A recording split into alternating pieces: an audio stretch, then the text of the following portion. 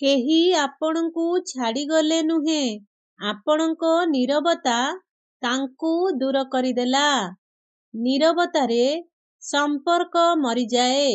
ଆସନ୍ତୁ କିଛି ଅଳ୍ପ କଥାର ମୂଲ୍ୟ ବିଷୟରେ ଜାଣିବା।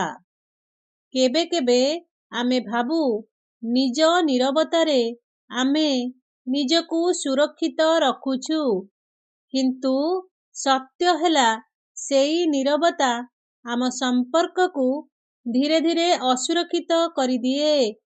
ଆଜି ଯେଉଁ ଲୋକଟି ଆପଣଙ୍କ ସହ କଥା ହେବାକୁ ଅପେକ୍ଷା କରୁଛି, ଆସନ୍ତାକାଲି ସେ ଅପେକ୍ଷା କରିବା ଛାଡ଼ି ଦେଇପାରେ।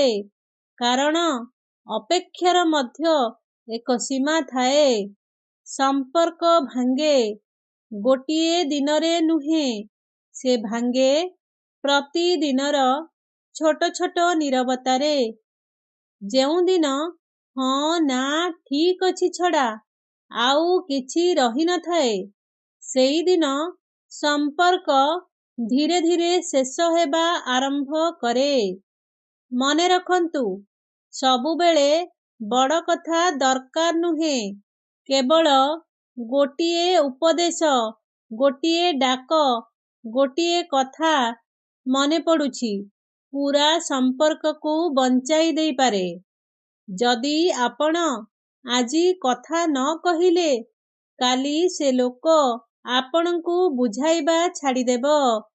ଏବଂ ଯେଉଁଦିନ କେହି ବୁଝାଇବା ଛାଡ଼ିଦିଏ, ସେହିଦିନ ସମ୍ପର୍କ ମଧ୍ୟ ହାରିଯାଏ।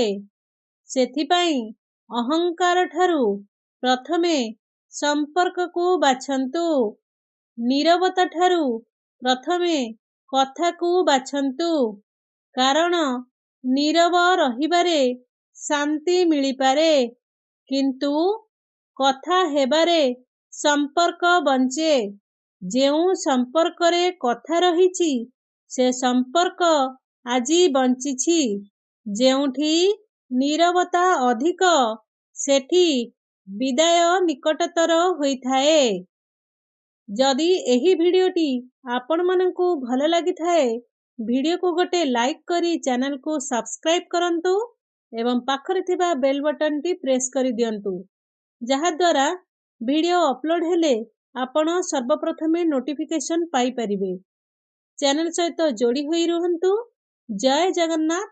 ଧନ୍ୟବାଦ।